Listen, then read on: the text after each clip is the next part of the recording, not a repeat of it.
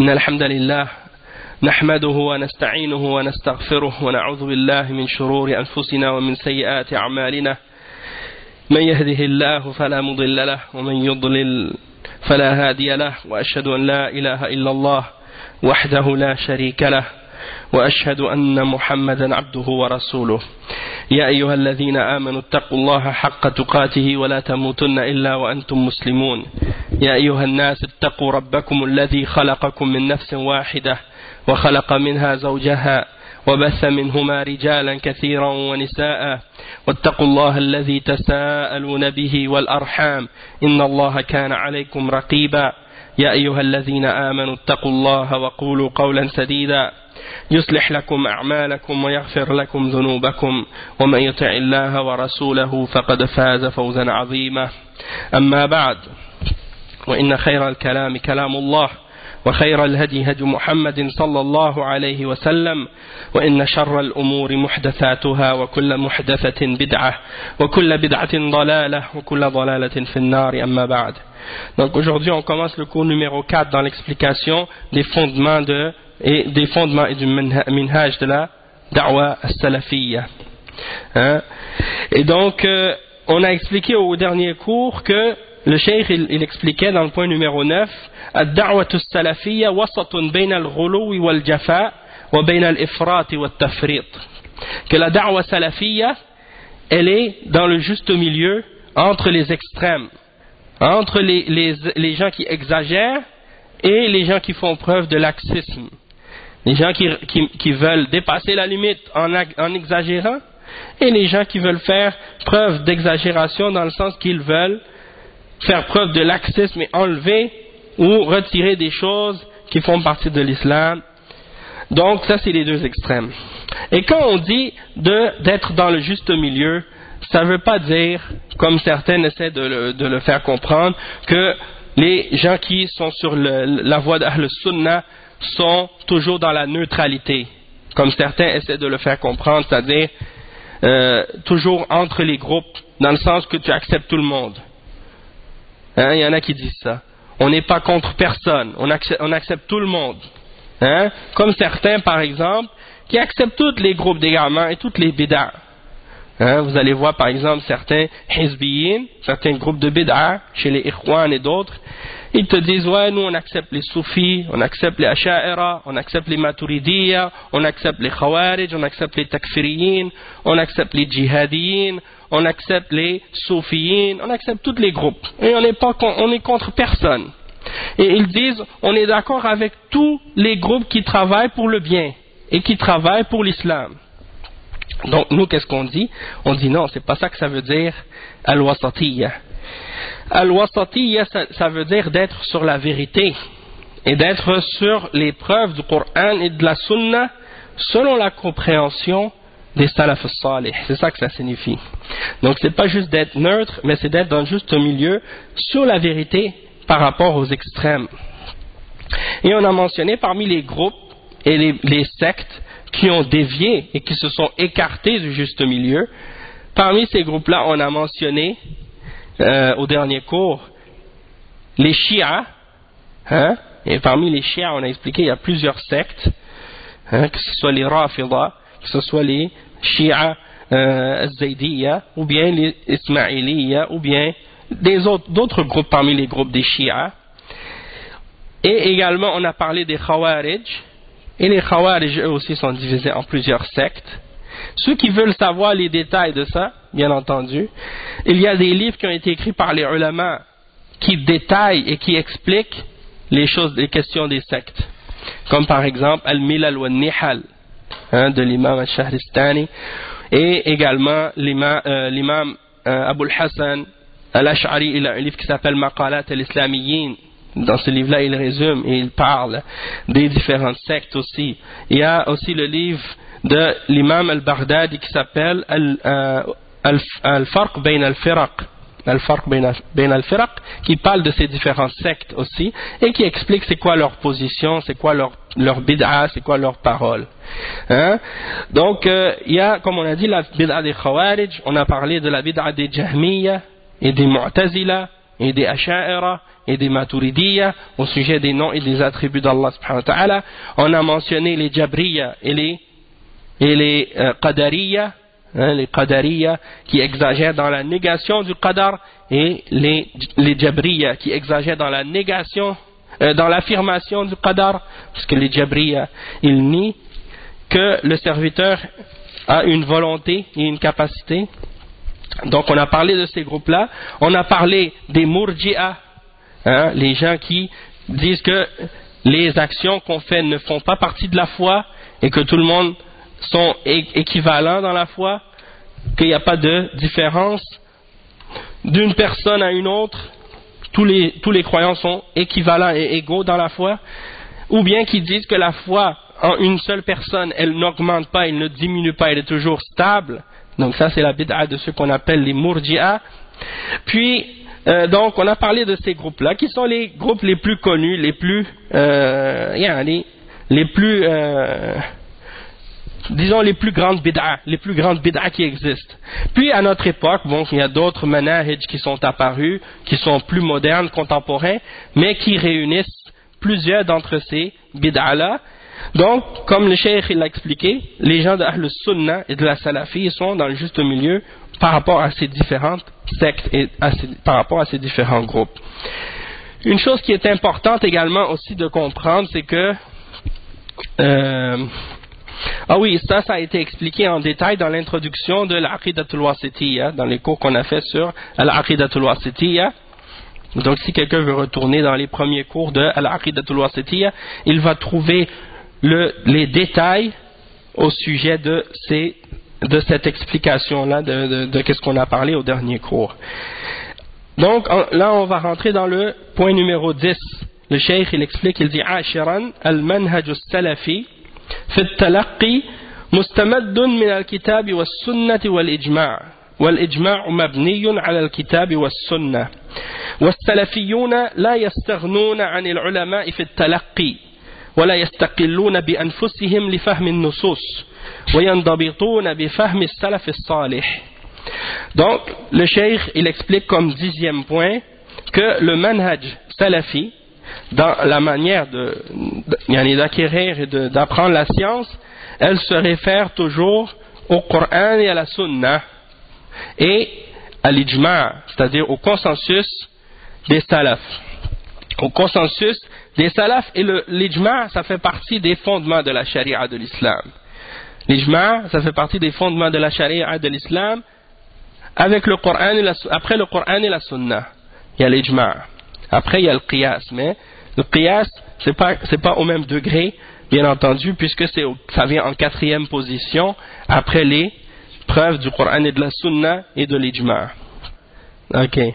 Donc le cheikh il dit que les salafiyoun, c'est-à-dire les gens qui suivent la voie des salafs et la compréhension des salafs salih, il ne se passe pas des ulama dans la façon d'acquérir la religion et dans les références qu'ils utilisent, comment ils comprennent la religion. Il ne se passe pas des ulama. C'est pas comme certains, en particulier certains individus à notre époque, qui pensent qu'ils peuvent comprendre l'islam, c'est-à-dire le Coran et la Sunna de leur propre tête et d'eux-mêmes, sans se référer à des savants de l'islam. Ils pensent qu'on peut juste prendre les textes du Coran et de la Sunna puis extraire les choses et les compréhensions de nous-mêmes sans retourner aux paroles des ulama. Donc le cheikh il explique que donc les gens qui suivent la compréhension des salafs, ils ne se basent pas comme ça sur eux-mêmes, ils retournent aux ulama, ils ne se passent pas des ulama. Ils n'essaient pas de comprendre les textes par leur propre compréhension. Ils limitent et ils restreignent leur compréhension à la compréhension des salaf salih. Puisque les salaf salih ce sont les sahaba et les tabi'in et les tabi'at tabi'in, et donc personne ne peut avoir une meilleure compréhension des textes qu'eux. Personne ne peut avoir une meilleure compréhension des textes qu'eux. Le cheikh il mentionne comme point numéro 11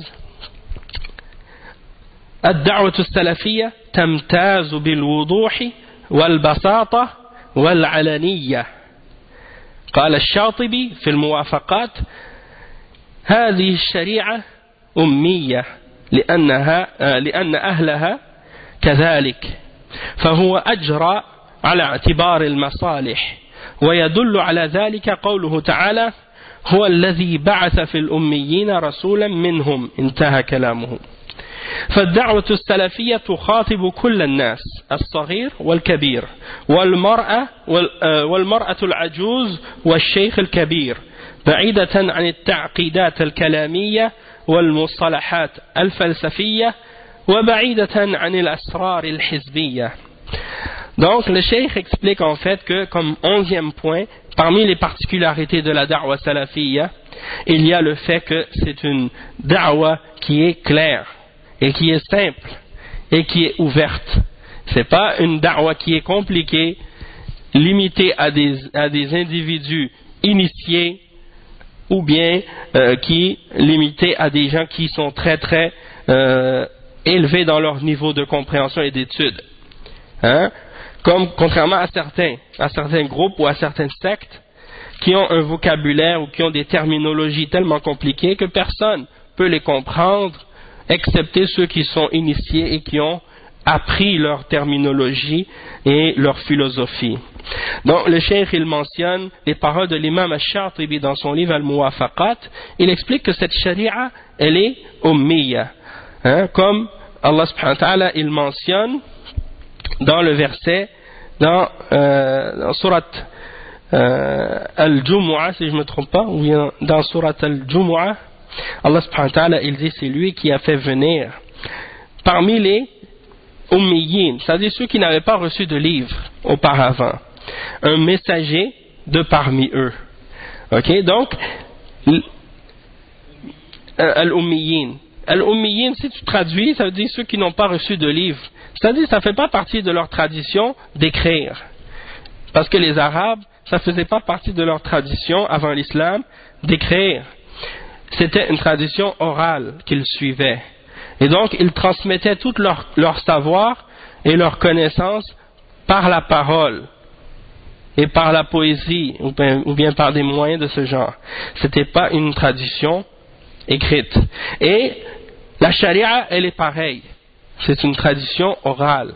C'est pas une tradition écrite. Même si maintenant on l'écrit, le Coran, on écrit les hadiths, on écrit les choses, mais c'est juste pour servir de support. C'est juste comme un moyen, hein, comme un outil d'étude, mais c'est pas la base en elle-même. D'accord? Donc, le fait que cette charia soit une tradition qui est orale et qui se transmet par la parole, eh bien, ça fait en sorte qu'elle peut considérer et comprendre ses intérêts de manière plus claire et plus pratique.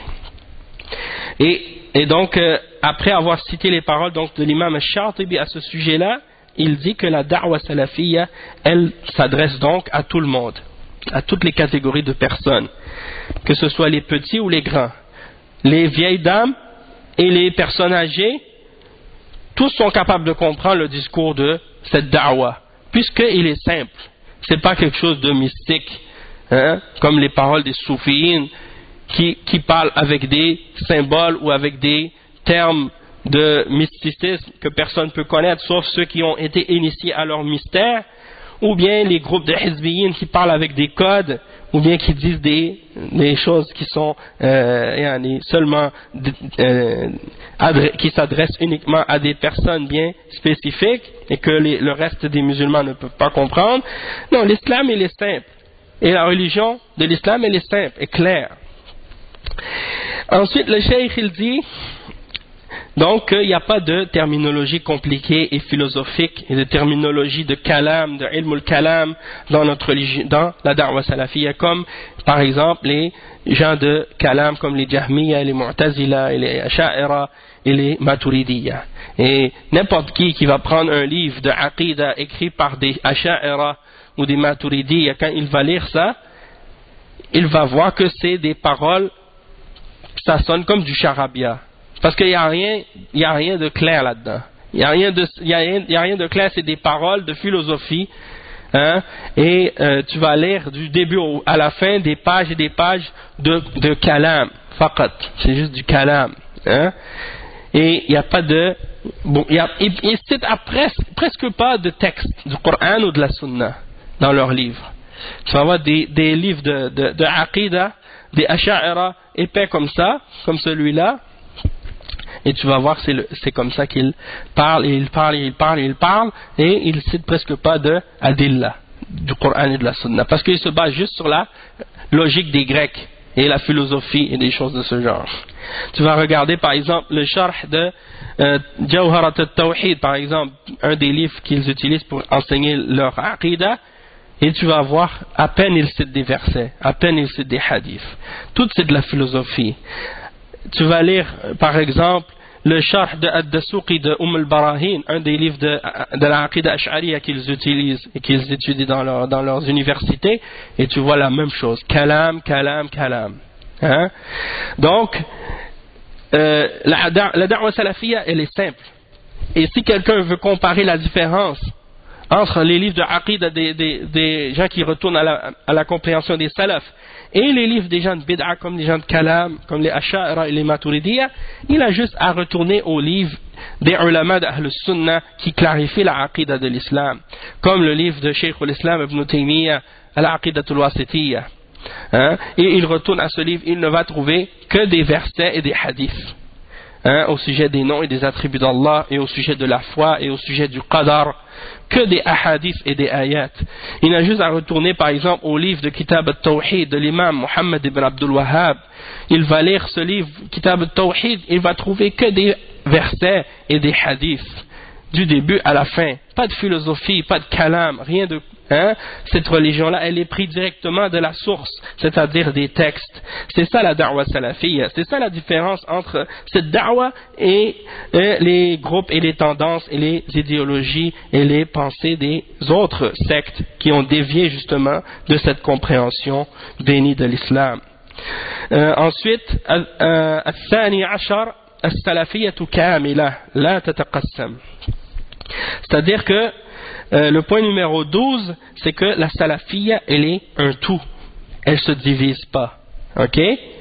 Et le cheikh, il dit, وَمِنَ الْخَطَأ تَقْسِيمُ السَّلَفِيَّةِ إِلَى جِهَادِيَّةٍ وَوَاقِعِيَّةٍ وَحَقِيقِيَّةٍ وغير ذلك فهذا من صنيع أهل الأهواء حتى يلصقوا بأنفسهم بالسلفية حتى يلصقوا أنفسهم بالسلفية. Donc le cheikh il dit que la salafiyya c'est un tout indivisible, tu peux pas le diviser, et il dit que parmi les erreurs justement à ce sujet là il y a ce que font certains parmi les kuffars et parmi les gens de bid'a également, qui divisent la salafiyya en différentes catégories. Ils pensent qu'il y a une salafiyya djihadiyya, c'est-à-dire une salafiyya qui se concentre sur le djihad, salafiyya waqi'iyya qui se concentre juste sur l'actualité puis sur la politique, salafiyya haqiqiyya, comme par exemple certains qui prétendent parmi les soufiyines qu'ils sont les vrais salafis par exemple. Il y a toutes sortes de groupes comme ça qui veulent tous s'accaparer de ce terme et de ce titre salafiyya ou salaf. Pourquoi? Parce que c'est un terme honorifique, c'est un terme qui ramène de l'honneur à la personne qui l'utilise, puisque ça ramène la personne aux salaf de cette umma, aux sahaba et aux tabi'in et aux tabi'in et aux imams des premiers siècles de cette umma. Et donc il y a un honneur du fait de se rattacher à eux. Et tout le monde veut avoir une part de cet honneur-là. Walakin, comme disait l'imam Cheikh Al-Albani, il le répétait tout le temps, وَكُلٌّ يَدَّعِي وَصْلًا بِلَيْلَةٍ وَلَيْلَةَ لَا تُقِرُّ لَهُمْ بِذَاكَ. Tout le monde prétend avoir un lien avec Layla, mais Layla, elle ne confirme pas, elle n'approuve pas de qu'est-ce qu'ils prétendent ces gens-là. Donc, c'est pas juste de prétendre qu'on a un lien avec la salafiyya, mais c'est d'être capable de le prouver dans l'exemple des salafs justement. Et comme ceux qui prétendent qu'ils sont des salafis djihadis, eh bien on leur demande, qu'est-ce que c'est votre aqidah? Est-ce que votre aqidah c'est la aqidah des salafs? Et on remarque que leur aqidah c'est une aqidah qui est en opposition avec la aqidah des salafs, puisque ils font le takfir des dirigeants et des musulmans sans preuve du Coran et de la Sunna. Et ça c'est la aqidah des Khawarij et non la aqidah des salafs. Donc, prouvez que votre aqidah est salafiyya, premièrement. Ça, c'est la première chose. Deuxièmement, qu'est-ce que vous faites comme acte que vous prétendez être djihadi? et que c'est relié au djihad, prouvez que ça c'est relié au djihad.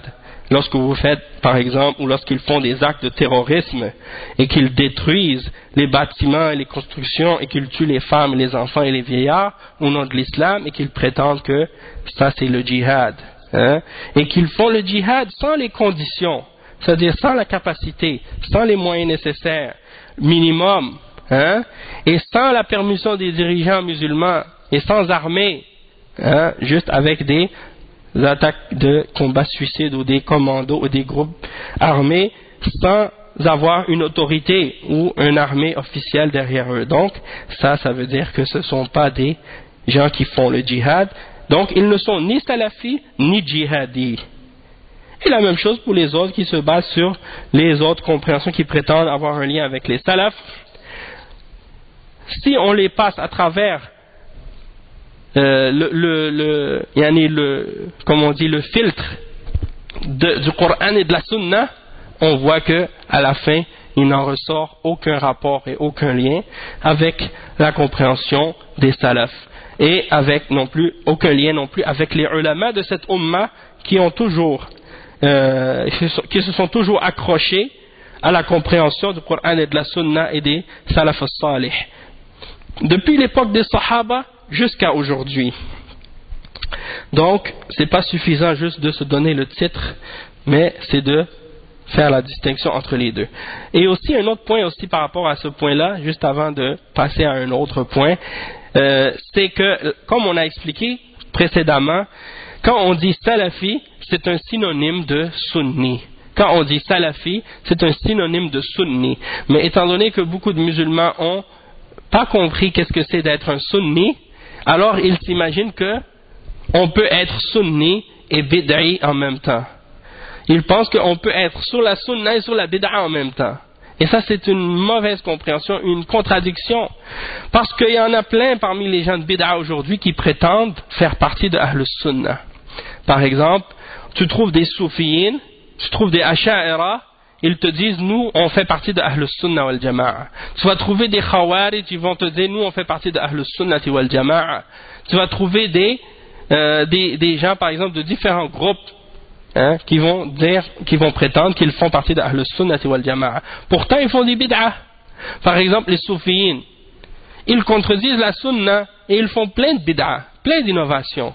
Et tu leur demandes comment vous pouvez faire ces bid'ah, comment vous pouvez pratiquer ces différentes bid'ah et vous prétendez que vous êtes sunni ou que vous êtes salafi. C'est contradictoire. Tu peux pas être en train de faire le Mawlid al-Nabawi puis tu prétends par la suite que tu es sunni. Tu peux pas être dans une tariqa, tu donnes une bay'a à un cheikh, tu danses dans la mosquée avec le tambour, tu cries ho ho ho ou bien Allah Allah Allah pendant des milliers de fois dans la mosquée, tu dis je suis sunni. Où est-ce qu'elle est la sunna? La même chose pour les autres sectes et les autres groupes. Donc, si tu es un vrai sunni, ça veut dire que tu rejettes les bid'ah. Et si tu es sur la bid'ah, donc tu n'es pas sunni, tu es bid'i. Tu es mubtadi'. Donc, c'est soit que tu es sunni, ou soit que tu es mubtadi'. Le problème, c'est que les gens qui utilisent le terme sunni, ils n'ont pas compris ce que ça signifie. Et donc, étant donné qu'ils sont sunnis, ou qu'ils se prétendent sunnis, et qu'ils font plein de bid'ah en même temps, quand on leur dit salafi, là ils disent mais là vous avez ramené quelque chose de nouveau. C'est pas nouveau, c'est la même chose. Être un salafi, ça veut dire d'être un sunni. Sauf que ça veut dire d'être un vrai sunni, de s'accrocher, non pas seulement de dire qu'on s'accroche à la sunna, mais de le faire et de l'appliquer réellement. Puisque les salafs, ils n'ont suivi autre chose que le Coran et la sunna. Et donc si tu suis les salafs, tu suis le Coran et la sunna selon la compréhension des Sahaba et de ceux qui les ont suivis par la suite. Donc c'est ça la salafiyya. Et elle ne se divise pas. Elle est une seule voix. Et quand vous voyez dans le hadith des 73 sectes, le prophète sallallahu alayhi wa sallam a dit cette umma va se diviser en 73 sectes. Elles sont toutes dans l'enfer excepté une. C'est-à-dire que le groupe qui est sur la vérité et qui est sur la sunna, c'est un seul groupe. Il ne se divise pas. Il est sur un seul groupe. Peut-être que parmi les gens qui se disent salafi ou qui prétendent faire partie du groupe sauvé, peut-être parmi eux certains vont ramener des bid'ah ou vont tomber dans une bid'a et ils vont s'écarter du groupe sauvé à cause de ça. Mais n'empêche que le groupe lui-même, c'est-à-dire ceux qui ont suivi les sahaba, les tabi'in et les tabi'in jusqu'à nos jours, eh bien ceux-là, ils restent toujours un seul groupe, ils se divisent jamais. Ça c'est très important de le comprendre. Donc il n'y a pas plusieurs groupes ou plusieurs sectes qui sont sur la vérité. Il y en a un seul groupe qui est sur la sunna, un seul.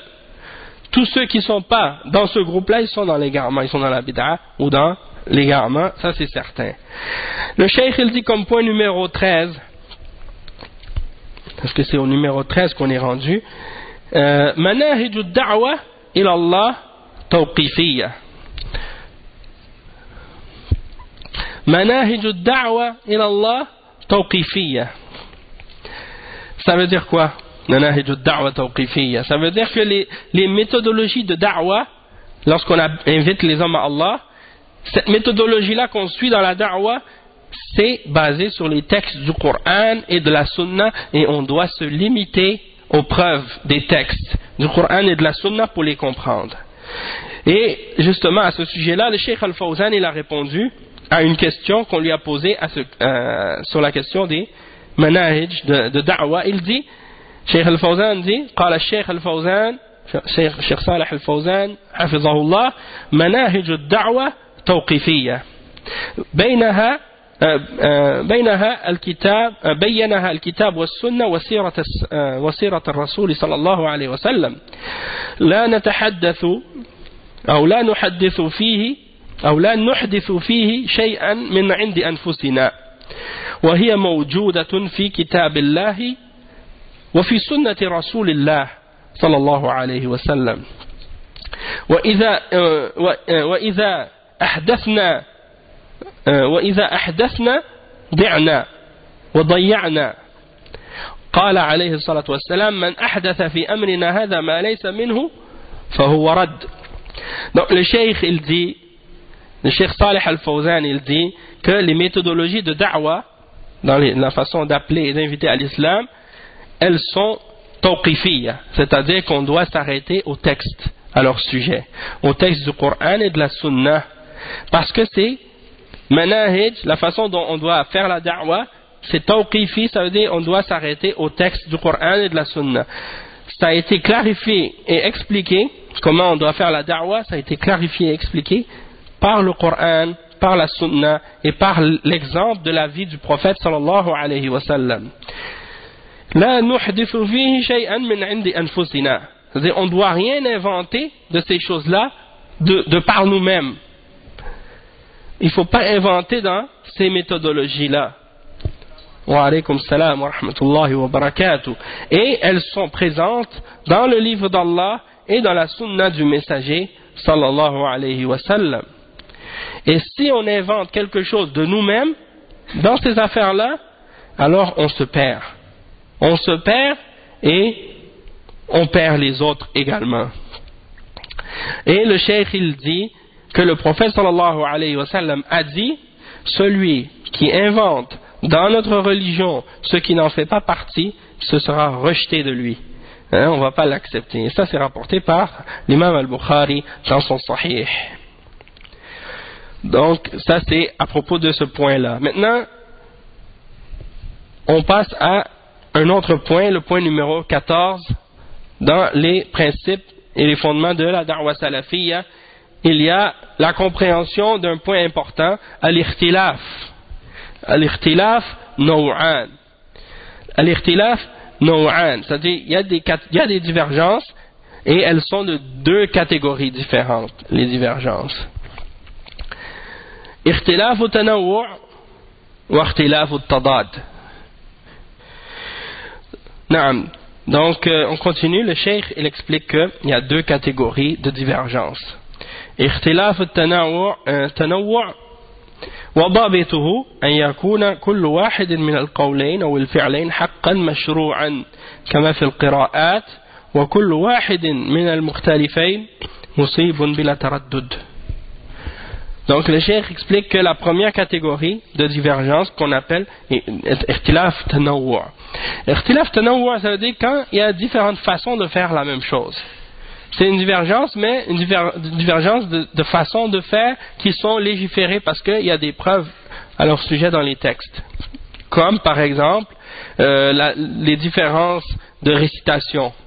Il y a quelqu'un qui va réciter Hafs, le Coran, selon la version de Hafs, et d'autres vont réciter le Coran selon la récitation de Warsh. Donc ça c'est un exemple de divergence. Et dans ces divergences-là, il y a la permission, dans le sens que on n'est pas à dénoncer un ou l'autre. Les deux se basent sur une référence et sur une preuve. Hein? Ou bien une divergence dans, par exemple, le dua que tu peux faire avant de commencer la prière quand tu fais le takbiratul ihram. Plusieurs duas que tu peux réciter, comme dua al-istiftah, il y en a plusieurs. Donc, tu choisis celui que tu veux. Ou bien, par exemple, dans les différentes formes de tashahhud. Il y en a plusieurs qui ont été rapportés du prophète sallallahu alayhi wa sallam. Tu peux réciter n'importe quel tashahhud, il n'y a pas de problème. Puisqu'il y a différentes formes qui ont été rapportées de façon authentique du prophète sallallahu alayhi wa sallam. Dans ce cas-là, tu peux faire celui que tu veux. Tanawwu', c'est celui-là que je viens d'expliquer.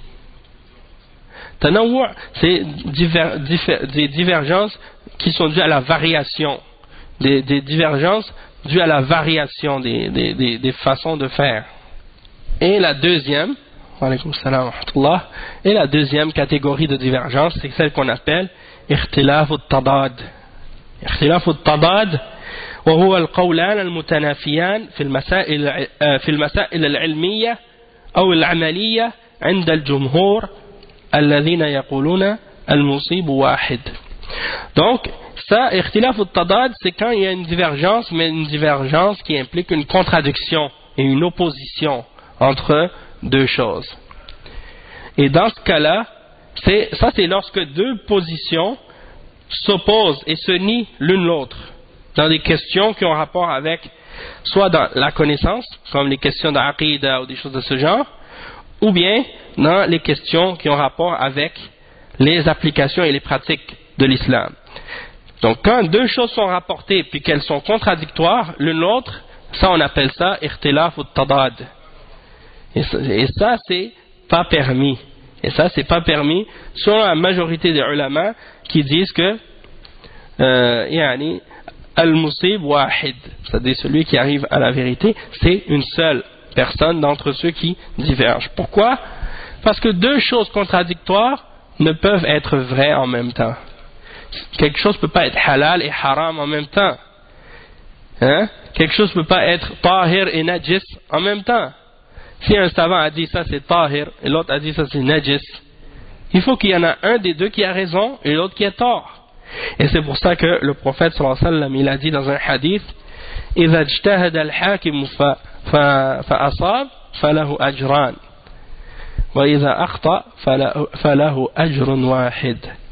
Donc si le juge fait un jugement et qu'il a une bonne réponse, qu'il a atteint la vérité, il a deux récompenses au lieu d'une. Et si il se trompe, il a une seule récompense au lieu de deux. Donc ça c'est ikhtilaf al-tadad, et c'est important de faire la distinction entre ces deux catégories de divergence parce que on ne peut pas les mettre les deux au même degré, au même niveau. Sinon c'est grave. Parce qu'on va permettre des divergences qui sont interdites. Et il y a des divergences, comme en particulier quand c'est des divergences dans l'aqida, c'est interdit pour les musulmans de diverger dans les fondements de l'aqida, dans les bases de l'islam. S'il y a des divergences dans ces questions-là, c'est sûr que ça crée des sectes et des divisions. Et dans ce cas-là, c'est interdit. Et c'est pour ça que Allah subhanahu wa ta'ala dans le Coran et dans la Sunna, il mentionne qu'il est interdit de nous diviser. Hein? Allah subhanahu wa ta'ala, il dit وَلَا تَكُونُوا مِنَ الْمُشْرِكِينَ مِنَ الَّذِينَ فَرَّقُوا دِينَهُمْ وَكَانُوا شِيَعًا كُلُّ حِزْبٍ بِمَا لَدَيْهِمْ فَرِحُونَ. Ne soyez pas parmi les mushrikines, parmi ceux qui ont divisé leur religion et qui sont devenus des sectes, chaque groupe se réjouissant de ce qu'il possède ou de ce qu'il détient. Et Allah subhanahu wa ta'ala il dit وَاعْتَصِمُوا بِحَبْلِ اللَّهِ جَمِيعًا وَلَا تَفَرَّقُوا. Accrochez-vous tous au câble d'Allah tous ensemble et ne vous divisez pas. Donc la division sur les bases de l'islam, sur les fondements de l'islam, sur les bases de l'aqida et du manhaj, c'est interdit. Et si des musulmans amènent des bid'a ou des innovations ou des divergences dans la aqidah et dans le manhaj, dans les bases de l'islam, automatiquement ça veut dire qu'ils ont dévié du droit chemin. Et ils ont quitté la sunna. Et ils doivent revenir, sinon ils sont considérés comme étant des gens de bid'a. Hein? Et ça c'est fondamental de faire la distinction entre ces deux divergences, ces deux catégories de divergence. Toutefois, si quelqu'un diverge dans les choses dans lesquelles il y a des divergences entre les ulama sur des questions d'ijtihad, hein, parce qu'il n'y a pas un texte explicite qui traite de ce sujet-là, et chacun ont utilisé les preuves qu'ils avaient, et ils ont fait des analogies, ou bien ils ont fait une ijtihad pour arriver à la réponse, et ils ont divergé, chacun a pris une position par rapport à ces questions-là, avec des preuves. Alors, des preuves qu'ils ont pris de la charia, dans ce cas-là, c'est correct. Hein? Chacun doit prendre la position qui est plus proche du Coran et de la Sunna selon lui, mais ça n'implique pas qu'il doit y avoir entre nous de la division à cause de ça. Mais lorsque c'est dans les fondements de l'islam et dans les bases de la religion, là c'est autre chose. Là on ne peut pas excuser la personne qui diverge, et c'est pour ça qu'on comprend maintenant que la personne qui dit par exemple on doit s'unir sur les choses sur lesquelles on est d'accord et s'excuser sur les choses sur lesquelles on n'est pas d'accord, on leur dit non. On ne peut pas s'excuser sur les choses sur lesquelles on n'est pas d'accord si ça fait partie des fondements de la croyance et si ça fait partie des fondements de notre aqidah et de notre manhaj. Donc on va s'arrêter ici Inch'Allah pour aujourd'hui et on continuera donc la suite la semaine prochaine bi'idhnillah. سبحانك اللهم وبحمدك أشهد أن لا إله إلا أنت أستغفرك وأتوب إليه بارك الله فيكم وجزاكم الله خيرا والسلام عليكم ورحمة الله وبركاته.